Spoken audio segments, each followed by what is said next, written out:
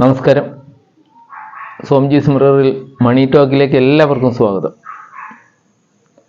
ഇന്ന് ചൊവ്വാഴ്ചത്തെ ട്രേഡിങ്ങും കഴിഞ്ഞിരിക്കുന്നു. ക്രിസ്മസിന് പിരിഞ്ഞിരിക്കുകയാണ് എല്ലാവരും. അപ്പോൾ ക്രിസ്മസ് ആഘോഷത്തിന് മുമ്പ് പക്ഷേ ഒരു 27 പോയിൻറ്റോളം താഴെയാണ് നിഫ്റ്റി ക്ലോസ് ചെയ്തിരിക്കുന്നത്. 23,727 ക്ലോസ് ചെയ്തിരിക്കുന്നു. ചെറിയ താഴ്ചയോടെ വലിയ താഴ്ചകൾ കാണിച്ചു, വലിയ ഉയർച്ചകളും കാണിച്ചു. 200 പോയിൻറ്റോളം ഉയർന്നു, അതുപോലെ തന്നെ താണു. എന്നിട്ട് ഒരു 27 പോയിൻറ്റിൻ്റെ താഴ്ചയിൽ അവസാനിച്ചു. മാർക്കറ്റ് യഥാർത്ഥത്തിൽ ഇനിയുള്ള കാലത്തിൻ്റെ അല്ലെങ്കിൽ 2025 കാലഘട്ടത്തിലൊക്കെ ഇങ്ങനെ തന്നെ ആയിരിക്കുമെന്നുള്ള ഒരു സൂചന നൽകുന്നുവെന്ന് ഞാൻ പ്രതീക്ഷിക്കുന്നു. അല്ലെങ്കിൽ മാർക്കറ്റ് ഇതേ രീതിയിലായിരിക്കും ഇനി കുറേ കാലം ഓടുക എന്ന് നമുക്ക് പ്രതീക്ഷിക്കാം. മാർക്കറ്റിൻ്റെ സെൻറ്റിമെൻറ്റ്സ് എല്ലാം അങ്ങനെയാണ്. എല്ലാ ഇൻഡെക്സുകളുടെയും വളർച്ചയും ഒക്കെ ഏകദേശം ഒന്ന് തണുത്തിരിക്കുന്നു. അത് ഏത് സെക്ടർ എടുത്താലും മാർക്കറ്റിൽ ചെറിയൊരു ഒരു അഗ്രസീവായ മൂഡിൽ നിന്ന് മാർക്കറ്റ് മാറിക്കഴിഞ്ഞു. അതിൻ്റെ ഏകദേശ രൂപങ്ങളാണ് ഈ കഴിഞ്ഞതൊക്കെ കണ്ടത്. ഇനി അത്യാവശ്യം നല്ല രീതിയിലൊരു മുന്നേറ്റം ഉണ്ടാവണമെങ്കിൽ എനിക്ക് തോന്നുന്നു ഫെബ്രുവരിയിലെ ബഡ്ജറ്റ് വരിക തന്നെ വേണം. ബഡ്ജറ്റിൽ നല്ല നല്ല നിർദ്ദേശങ്ങൾ ഉണ്ടെങ്കിൽ തീർച്ചയായിട്ടും മാർക്കറ്റ് കുതിച്ചു കയറും. അല്ലെങ്കിൽ ഇതേപോലെയുള്ള സംഗതികളൊക്കെ പ്രതീക്ഷിച്ചാൽ മതി എന്നെനിക്ക് തോന്നുന്നു. മാർക്കറ്റിനുള്ള ആ എനർജി, ആ സ്റ്റീം ലോസ് ആയിട്ടുണ്ട്. മുന്നോട്ട് കുതിക്കാനുള്ള ആ സ്റ്റീം അത് തൽക്കാലം ലോസ് ആയിട്ടില്ലെങ്കിൽ അല്പം കുറഞ്ഞിട്ടുണ്ട്. അങ്ങനെ കണ്ടാൽ മതി. മാർക്കറ്റ് ഇങ്ങനെയൊക്കെ തന്നെ ആയിരിക്കും എന്നുള്ളത് ഉറപ്പാണ്. അടുത്ത സാമ്പത്തിക വർഷമൊക്കെ അതിന് ആ രീതിയിലുള്ള വളർച്ചയെ എക്കണോമി കാണിക്കുന്നുള്ളൂ എന്ന് നമുക്ക് ഈ കഴിഞ്ഞ ക്വാർട്ടറിലെ റിസൾട്ടൊക്കെ വെച്ച് നോക്കുമ്പോൾ കാണാൻ കഴിയും. അടുത്ത എല്ലാ അനലിസ്റ്റുകളും പറയുന്നതും അടുത്ത ക്വാർട്ടറിലാണെങ്കിലും അതിനടുത്ത ക്വാർട്ടറിലാണെങ്കിലും അതിശക്തമായൊരു മുന്നേറ്റമൊന്നും ഉണ്ടാകാൻ സാധ്യത കാണുന്നില്ല എന്ന് തന്നെയാണ്. പിന്നെ ഗവൺമെൻറ് ക്വാളിറ്റി പബ്ലിക് സ്പെൻഡിങ്ങിനെ കുറിച്ചൊക്കെ പറഞ്ഞു തുടങ്ങിയിട്ടുണ്ട്. അപ്പോൾ അവർ ഇതിനകത്ത് GDPയുടെ വളർച്ചയെ ലക്ഷ്യം വയ്ക്കുന്നുണ്ട് എന്ന് തന്നെയാണ് മനസ്സിലാക്കേണ്ടത്. അവരതിനനുസരിച്ചുള്ള ചെലവുകളാണ് ഇടാൻ പോകുന്നതെങ്കിൽ ചിലപ്പോൾ ഇതിനൊക്കെ മാറ്റങ്ങളുണ്ടാവും. പണം ഇറക്കുന്നത് തീർച്ചയായിട്ടും ഇനി സർക്കാരിൻ്റെ ഇതിൽ നിന്ന് തന്നെ ആയാലേ മാർക്കറ്റിന് മുന്നോട്ട് പോകാനാവും. അല്ലെങ്കിൽ മാർക്കറ്റിന് എക്കണോമിയുടെ വളർച്ചയായ നിലവിൽ തന്നെ ഇപ്പോഴത്തെ നിലയിലെങ്കിലും മുന്നോട്ട് നീക്കാനാവുകയുള്ളൂ. പ്രൈവറ്റ് ഇൻവെസ്റ്റ്മെൻറ്റ് നമ്മളുടെ ഇതിൽ കുറഞ്ഞു വരികയാണ്. അങ്ങനെയുള്ള ചില ദോഷങ്ങളുമുണ്ട്. അപ്പോൾ പ്രൈവറ്റ് ഇൻവെസ്റ്റ്മെൻറ്റ് കുറയും തോറും തീർച്ചയായിട്ടും മാർക്കറ്റിലെ ഇതിൻ്റെ ഗ്രോത്തിൻ്റെ ശക്തി കുറയും. അപ്പോൾ അതിന് കൂട്ടാൻ ഗവൺമെൻറ് സ്പെൻഡിങ് കൂട്ടണം. അങ്ങനെയൊക്കെ വന്നു കഴിഞ്ഞാൽ തീർച്ചയായിട്ടും മാർക്കറ്റിന് ശക്തമായൊരു മുന്നേറ്റത്തിന് സാധ്യതയുണ്ട്. ആത്യന്തികമായി ഇപ്പം നമ്മൾ നോക്കിക്കഴിഞ്ഞാൽ കാണാൻ പറ്റുന്നത് മാർക്കറ്റ് വളർച്ച, എക്കണോമിയുടെ വളർച്ച ഒരല്പം താണു തന്നെ പോവുകയാണ് എന്ന് തന്നെയാണ് മനസ്സിലാകുന്നത്. എല്ലാവരുടെയും അനലിസ്റ്റുകൾ എല്ലാവരും പറഞ്ഞു കൂട്ടുന്ന ഒരു കാര്യം അത് തന്നെയാണ്. ഓട്ടോ സെക്ടറൊക്കെ നല്ല രീതിയിൽ മുന്നോട്ട് പോകാൻ ഇനി അടുത്ത എനർജി എന്തെങ്കിലും നമ്മൾ അപ്ലൈ ചെയ്യണം. അവിടെ ഗവൺമെൻറ്റിൻ്റെ തലത്തിൽ നിന്നോ ഫോറിൻ ഇൻവെസ്റ്റേഴ്സിൻ്റെ തലത്തിലോ ഒക്കെ അങ്ങനെയൊക്കെ വരണം. ഇപ്പം നിസാനും ഹോണ്ടയും ഒന്നിച്ചാവാൻ തീരുമാനിച്ചിട്ടുണ്ട്. പക്ഷേ ഇവിടെയുള്ള ചില തർക്കങ്ങളാണ് അതിന് വിഘാതമായി നിൽക്കുന്നത്. ഇവിടുത്തെ ഫാക്ടറികൾ, ഇവിടുത്തെ രണ്ട് കമ്പനികൾ തമ്മിലുള്ള കോമ്പറ്റീഷൻസും എല്ലാ പ്രശ്നങ്ങളുണ്ട്. അപ്പോൾ അങ്ങനെയൊക്കെ നിലവിലുള്ള സാഹചര്യത്തിലാണ് ഇന്ന് മാർക്കറ്റ് ഒരു 27 പോയിന്റ് മാത്രം കുറഞ്ഞുകൊണ്ട് ചെറിയ രീതിയിലുള്ള ഒരു ഇടിവോടുകൂടി അവസാനിച്ചത്. ക്രിസ്മസ് ആശംസകൾ എല്ലാവർക്കും ഞാൻ നേരുന്നു. നല്ല രീതിയിൽ സാമ്പത്തികമായും മുന്നോട്ട് നയിക്കുന്ന ഒരു വർഷമാകട്ടെ ഇനി വരുന്നത് എന്ന് ഞാൻ ആശംസിക്കുന്നു എല്ലാവർക്കും. നമ്മൾക്കിന്ന് കണ്ട ഒരു വാർത്ത നിങ്ങളെല്ലാവരും ശ്രദ്ധിച്ചിട്ടുണ്ടാകുമെന്ന് എനിക്ക് തോന്നുന്നു. ഭാരത് ഗ്ലോബൽ ഡെവലപ്പേഴ്സ് എന്നും പറഞ്ഞൊരു കമ്പനി ഉണ്ട്. ഒരു സ്മോൾ ക്യാപ്പാണ്, മൈക്രോ ക്യാപ്പാണ് ശരിക്കും പറഞ്ഞാൽ.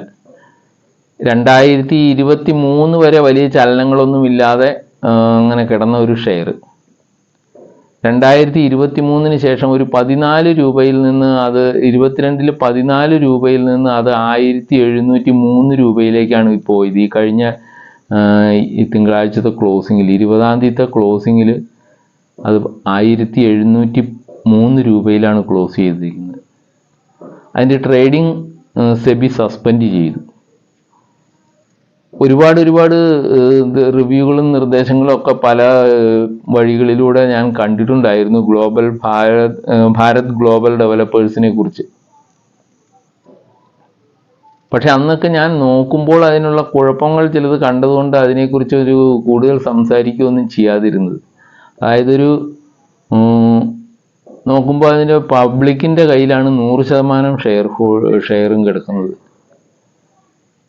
അങ്ങനെയുള്ള ഒരു കമ്പനിയാണ് എന്ന് അറിയുമ്പോൾ തന്നെ അതിൻ്റെ ഈ എക്സിക്യൂട്ടീവുകൾ ആരൊക്കെയാണെന്നൊക്കെ നോക്കുമ്പോഴൊന്നും അതിന് വ്യക്തതയില്ല. പിന്നെ അതൊരു 97 തുടങ്ങിയൊരു കമ്പനിയാണ്. പക്ഷെ അതിനിടയിൽ അതൊരു 6 പ്രാവശ്യം അതിൻ്റെ പേര് മാറ്റിയിട്ടുണ്ട്. 2023 കുറച്ച് പ്രിഫറൻഷ്യൽ ഓഹരികൾ നൽകി. പ്രിഫറൻഷ്യൽ ഓഹരികൾ നൽകി എന്ന് പറഞ്ഞാൽ അവരുടെ വേണ്ടപ്പെട്ട കുറച്ച് ആളുകൾക്ക് അത് നൽകി. അവരെല്ലാം പബ്ലിക്കായി കണക്ക് കൂട്ടി. അങ്ങനെയാണ് സ്റ്റോക്ക് മാർക്കറ്റിനെ അറിയിച്ചത്, സെബിയെ അറിയിച്ചിട്ടുള്ളത്. അപ്പോൾ ആ രീതിയിലൊക്കെ നോക്കിയപ്പോൾ അത് പെട്ടെന്ന് അവർക്ക് കണ്ടുപിടിക്കാനായില്ല. ഇപ്പോഴാണ് അന്വേഷണമൊക്കെ, പരാതി ആരുടെയോ ലഭിച്ചപ്പോഴാണ് അന്വേഷണമൊക്കെ വന്ന് സെബി ഇത് കാര്യങ്ങളെല്ലാം കണ്ടെത്തി.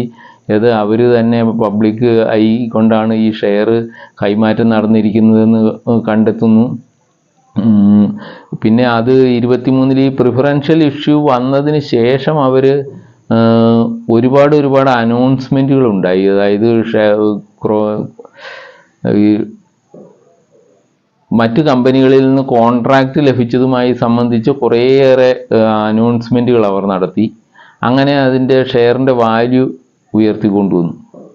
അതായത് ഫ്ലോട്ട് ചെയ്യുന്ന അല്ലെങ്കിൽ ഷെയർ കച്ചവടം നടത്തുന്നതിനുള്ള ഷെയറുകളുടെ എണ്ണം വളരെ തുച്ഛമാണ്. അവരുടെ കയ്യിൽ തന്നെയാണല്ലോ ഇരിക്കുന്നത്. ബാക്കിയുള്ള വളരെ നിസ്സാരമായ ഒരു ഷെയറാണ് അവിടെ കച്ചവടം നടത്തപ്പെടുന്നത്. അവർ ഈ അനൗൺസ്മെൻറ്റുകളൊക്കെ ചെയ്യുമ്പോൾ പിന്നെ അത് വാങ്ങാൻ ആളുകളെ പ്രേരിപ്പിച്ചുകൊണ്ട് ആളുകൾ വാങ്ങാൻ വരുന്നു. അപ്പോൾ സീലിംഗ് ആവുന്നു. അങ്ങനെ മുന്നോട്ട് പോകുന്നു. അതിനാണ് സെബി കടിഞ്ഞാണിട്ടിരിക്കുന്നത്. അവരുടെ ആളുകൾക്കെല്ലാം നോട്ടീസ് കൊടുത്തിട്ടുണ്ട്. ഷെയർ മാർക്കറ്റിൽ ഇടപെടുന്നതിൽ നിന്ന് വിലക്കിയിട്ടുണ്ട്. അങ്ങനെ ഭാരത് ഗ്ലോബൽ ഡെവലപ്പേഴ്സ് ഇപ്പോൾ സസ്പെൻഷനിലാണ്. കാശ് മുടക്കിയിട്ടുള്ളവരാണെങ്കിൽ അത് തിരിച്ചെടുക്കുക ഇത്തിരി പ്രയാസമാകുമെന്ന് എനിക്ക് തോന്നുന്നു. ഇനിയിപ്പോൾ അതിൻ്റെ ഇത് മാറ്റിക്കഴിഞ്ഞാൽ തന്നെയും സസ്പെൻഷൻ പിൻവലിക്കുന്ന ഒരവസ്ഥ ഉണ്ടായാൽ തന്നെ അതിനെന്താ കുഴപ്പമെന്ന് വെച്ച് കഴിഞ്ഞാൽ എല്ലാവരും സെല്ല് ചെയ്യും. ഈ ഇരിക്കുന്ന കക്ഷികൾ പോലും പലരും സെല്ല് ചെയ്യുന്നവരായിരിക്കും. സെബിയുടെ കണ്ണിൽ പൊടിയിടാനുള്ള തന്ത്രങ്ങളെല്ലാം ആവിഷ്കരിച്ചുകൊണ്ടാണ് അവർ ഈ കമ്പനിയുമായി മുന്നോട്ട് പോയത് എന്നാണ് ഇതിൽ നിന്ന് മനസ്സിലാകുന്നത്. അവരുടെ ഉദ്ദേശം എന്തായിരുന്നു അത് നടന്നിട്ടുണ്ടാകുമെന്ന് എനിക്ക് തോന്നുന്നു. അല്ലെങ്കിൽ ആ ഷെയറിൻ്റെ വാല്യൂ 1703 രൂപയിലേക്കും മറ്റും ഉയരുകയില്ല. ഒരു 10,000%, അതായത് 100 times ആണ് അത് കൂടിയത്. 100 ഇരട്ടി വർദ്ധിച്ചു. അപ്പോൾ അതിലൊക്കെ മാൽ പ്രാക്ടീസുകൾ ഉണ്ടായിരുന്നു എന്നാണ് സെബി പറയുന്നത്. അതുകൊണ്ടാണ് അതിന് സസ്പെൻഷൻ വന്നിരിക്കുന്നത്. ഇത്തരം ഷെയറുകളെ വാങ്ങുമ്പോഴുള്ള ഏറ്റവും പ്രധാനപ്പെട്ട റിസ്ക് ഇത് തന്നെയാണ്.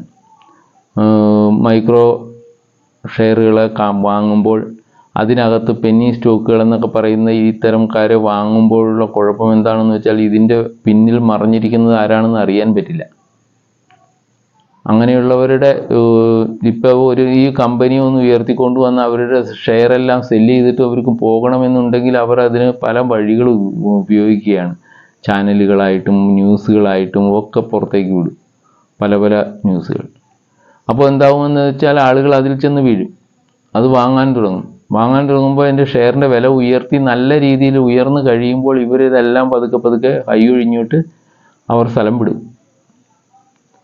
അങ്ങനെയുള്ള ഒരുപാട് കമ്പനികളുണ്ട്. ആ കമ്പനികളൊക്കെ കണ്ടെത്തുകയാണ് വിഷമം. അതുകൊണ്ട് ഇത്തരത്തിൽ നിക്ഷേപിക്കുന്നത് തീർച്ചയായിട്ടും റിസ്ക്കാണ്. ഈ മാർക്കറ്റ് ഉയർന്നു പോകുമ്പോൾ ഇതെല്ലാം നടക്കും.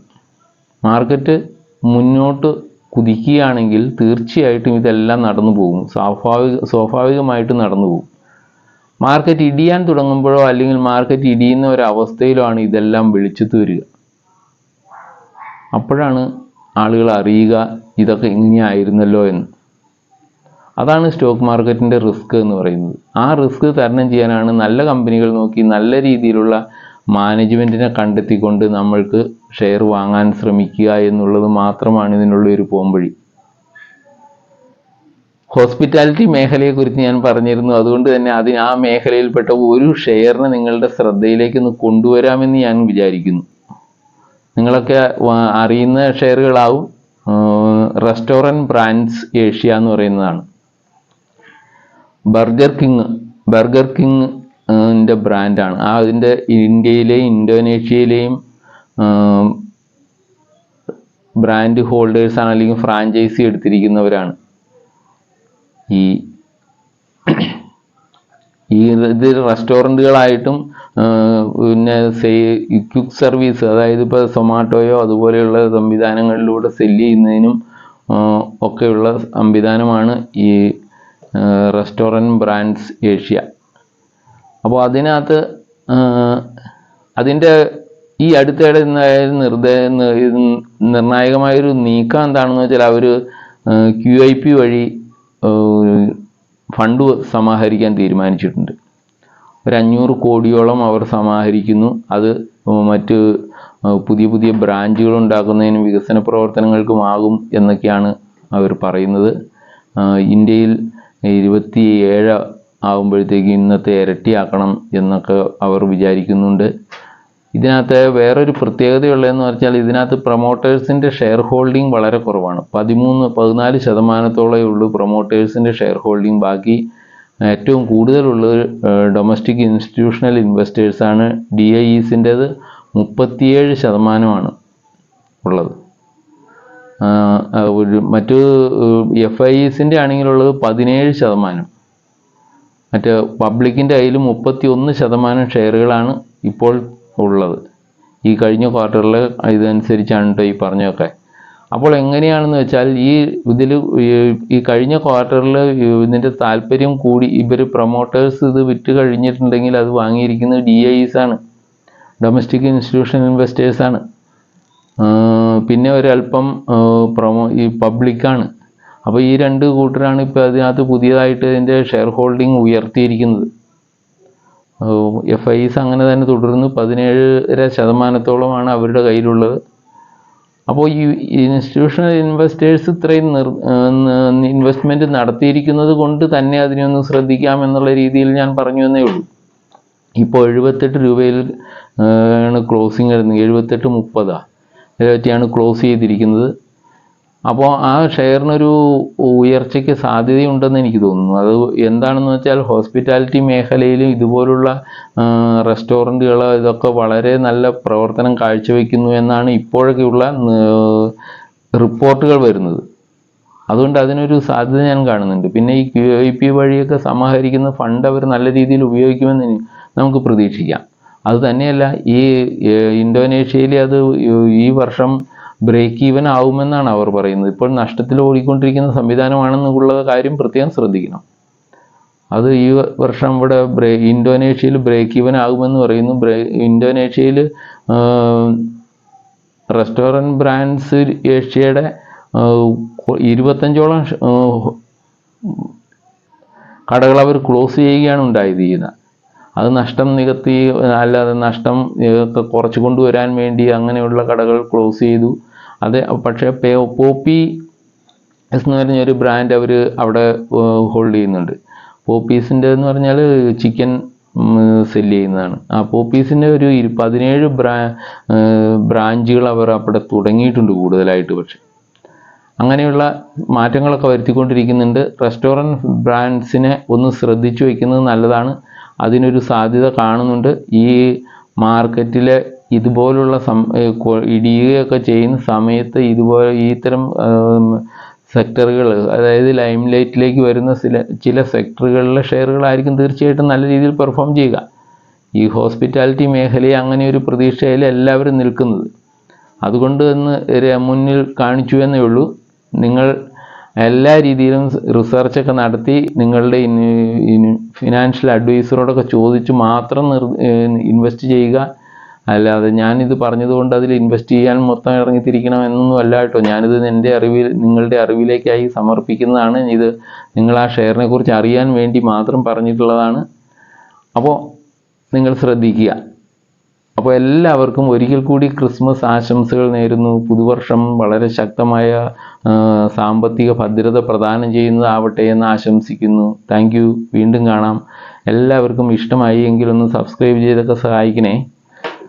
Okay, thank you.